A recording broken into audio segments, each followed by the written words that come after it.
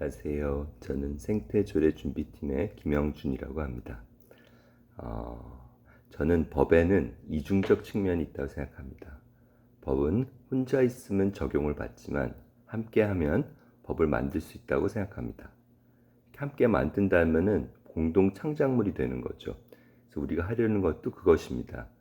저희도 법에 적용을 받으려고 하는 것이 아니라 법을 만들려고 합니다. 법 중에서도 지방자치단체 법이라고 할 수 있는 조례를 만들려고 합니다. 지방자치단체는 이제 국민과 달리 주민으로 구성되어 있습니다.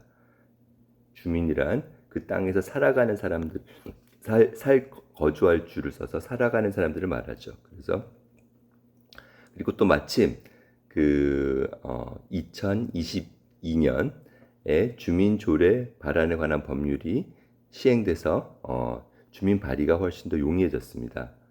수원시의 경우에는 이제 수원시 주민 발안에 관한 조례에 따라서 수원시 인구인 120만의 150분의 1인 8,000명만 연대 서명을 받으면 수원시의 모든 조례를 발의할 수 있습니다.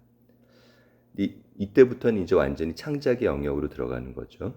그래서 저희가 해보고 싶은 창작은 지구법이라는 것입니다. 지구법이라는 것은 인간 이외의 비인간인 자연이나 생태계나 종 그런 것들에게 법적 권리를 부여하는 법 창작을 꿈꾸고 해보려고 합니다. 이러한 새로운 상상과 창작 그리고 실현에 여러분들을 초대합니다.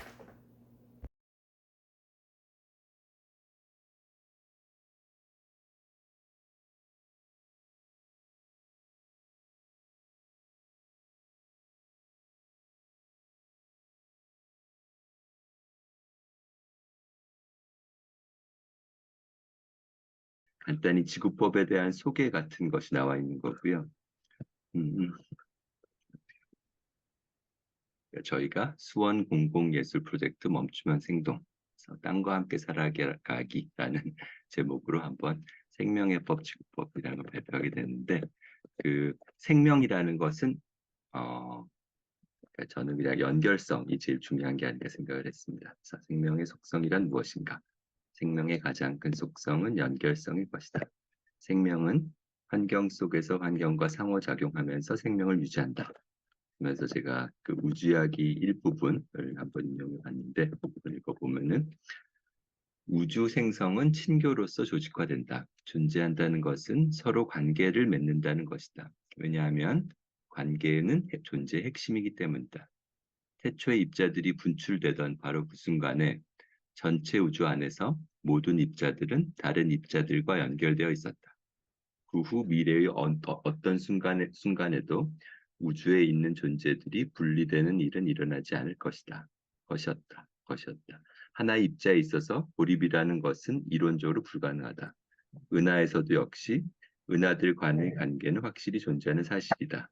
모든 은하는 우주에 있는 수천억 개의 은하들과 직접 관계를 맺고 있으며, 그래서 한 은하의 운명이 우주에 있는 각각의 다른 은하들의 영향을 미치지 않는 시간은 결코 오지 않을 것이다.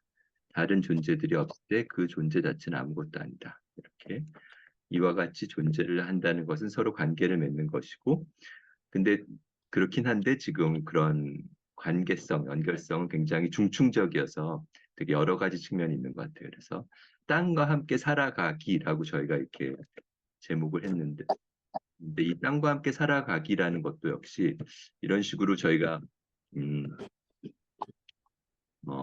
이런 연결성 같은 걸 갖다가 저희가 좀 이렇게 다시 관계성, 연결성을 다시 얘기하는 그런 측면이 아닌가 그렇게 생각을 좀 했습니다. 그래서 땅과 함께 살아가는 건 역시 이러한 관계성과 연결성을 회복하는, 우리가 지금 우리 그 인간이라는 존재는 땅과 이렇게 연결돼 있고 당연히 연결돼 있는데, 그것이 좀 다시 새로운 관계성, 연결성이 필요한 그런 게 아닌가 생각을 했습니다. 근데 또 그런 여러 측면 중에서 제가 생각한 거는 이러한 여러 관계성과 연결성 회복으로 땅과 함께 살아간다고 생각하는 것처럼, 관계성과 연결성 중에서 아마 중요한 지점은 이러한 사회와 자연, 그러니까 저는 그러니까 저희가 굉장히 이렇게 도시적 삶이 자연과 분리된 사회로 구성된 삶인데, 그러니까 그런 것이 다시 자연과 어떻게 이렇게 연결을 회복할 수 있을지, 그런 게 중요하지 않을까 생각을 했습니다. 그래서 사회적 맥락과 자연적 맥락을 연결하는 것은 여러 측면에서 중요하다고 할 수 있다. 이것이 땅과 함께 살아가기의 의미일 것이며 이런 흐름 속에서 생명의 법, 지구법이 가는 이런 의미를 갖는 그 지구법 소개를 어떻게 할까 하다가 이게 그 단행본 나온 게 있어서 그걸 바탕으로 제가 쭉 인용하는 식으로 했는데 지구법은 위에 인용한 토마스 베리 사상을 바탕으로 소수의 변호사들이 구성해낸 법이론인데요.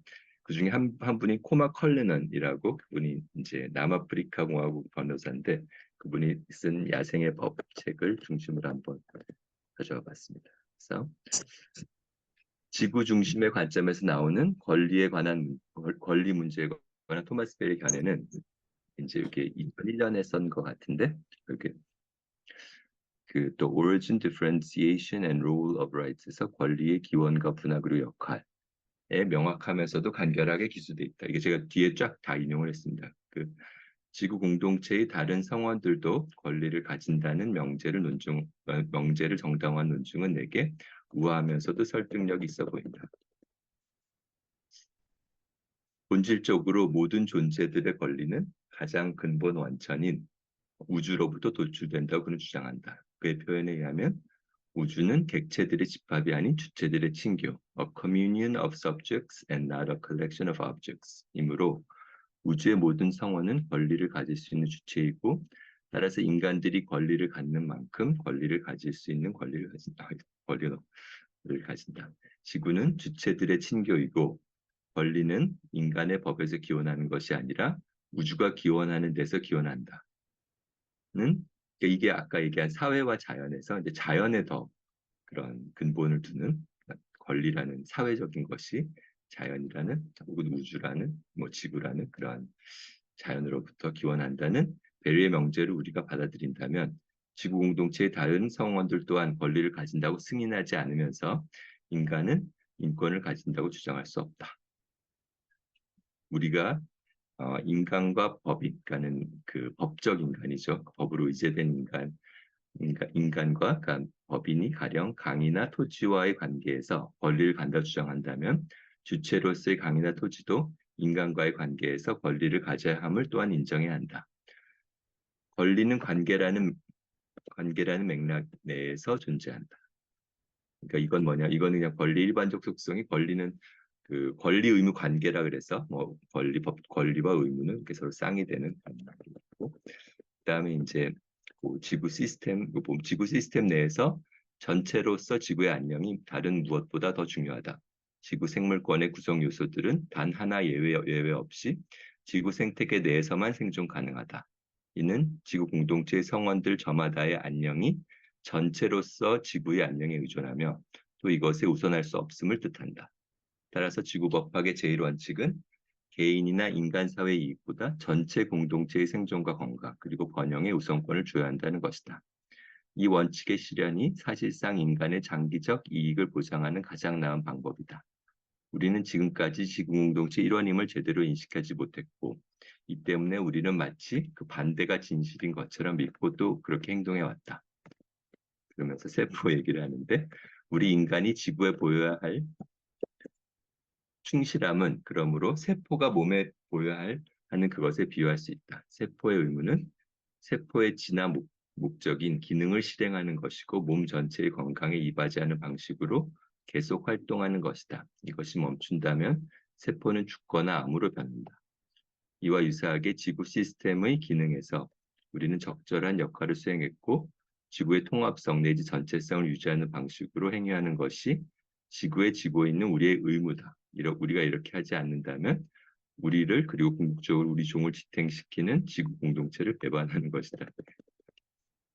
지구 그리고 실제로 우주는 지속적으로 변화하기 때문에 지구는 상호관계의 방대한 네트워크이자 과정으로 이해될 수 있다. 물리학자는 산, 강, 인간, 백학과 잠자리는 일정 기간 특정 방식으로 자신을 재배열하는 동일한 아원자 입자들로 구성된 지구의 다른 측면이다. 우리도 인간도 그렇다는 거죠.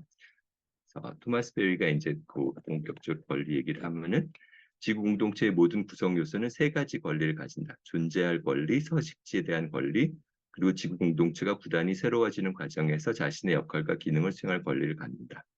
종합하면 이러한 권리들은 다른 성원들과 전체로서의 공동체와의 관계에서 공동체 각 성원들의 역할과 기능의 본질을 기술하고 있다. 그래서 제가 아까 10그걸 쭉 했는데 이것도 같이 한번 쭉 읽어보면 좋을 것 같습니다. 권리의 기원과 분화 그리고 역할. 1번은 존재가 기원하는 곳에서 권리가 발생한다. 존재를 결정하는 것이 권리를 결정한다. 2번 현장 질서 속에서 우주를 넘어서는 존재의 맥락을 얻기에 우주는 자기 준거적 존재로 자신의 활동 속에서 스스로 규범을 만든다. 이러한 우주는 파생하는 모든 존재 양태의 존재와 활동의 일차적인 준거가 된다. 3번 우주는 객체들의 집합이 아니라 주체들의 친교다. 주체로서 우주의 모든 성원들은 권리를 가질 수 있다. 4번 행성 지구 위의 자연계는 인간의 권리와 동일한 영혼으로부터 권리를 갖는다. 그 권리는 우주로부터 존재에게 주어진 것이다. 5번 지구 공동체의 모든 성원들은 아까 그겁니다. 세 가지 권리를 갖는다. 존재할 권리, 거주할 권리, 지구 공동체의 공진화 과정에서 자신의 역할과 기능을 수행할 권리가 그것이다. 모든 권리는 특정 종에 국한된 제한적인 것이다. 강은 강의 권리를 갖는다. 새는 새의 권리를 갖는다. 곤충은 곤충의 권리를 갖는다. 인간은 인간의 권리를 갖는다. 권리의 차이는 양적인 것이 아니라 질적이다. 나무나 물고기의 곤충의 권리는 아무런 소용이 없다. 인간의 권리는 다른 존재 양식이 자연 상태로 존재할 권리를 파괴할 수 없다. 인간의 재산권은 절대적이지 않다. 재산권은 단지 특정한 인간 소유자와 특정한 일부 재산 간의 양쪽 모두의 이익을 위한 특별한 관계일 뿐이다. 8번 종은 개체 형태나 양, 우마나 물고기 떼 등과 같은 집단 형태로 존재한다. 따라서 권리는 단순히 일방적인 방식으로 종이 아니라 개체나 집단과 관련된다.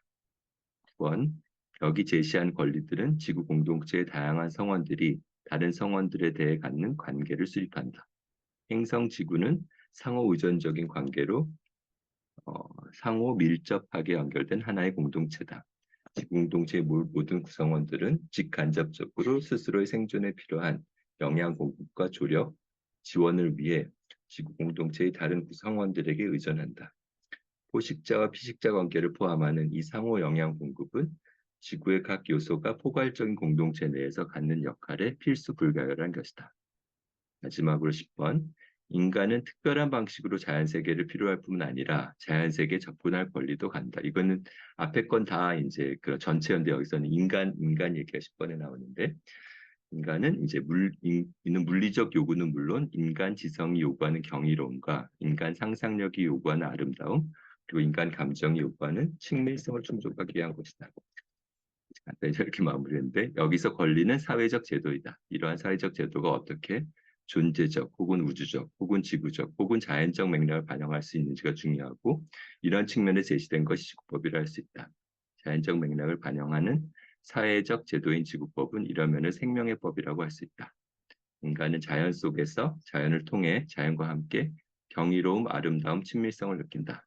제도는 법은 이러한 인간의 본질적 속성을 이렇게 뭔가 퍼실리테이트하는 그런 거가 아닐까 생각이 듭니다. 그래서 저희가 뭐 그런 생태 조례를 한번 생각해서 만들어보는 그런 계기가 됐으면 합니다. 제가 너무 빨리 끝냈나요? 디자인입니다.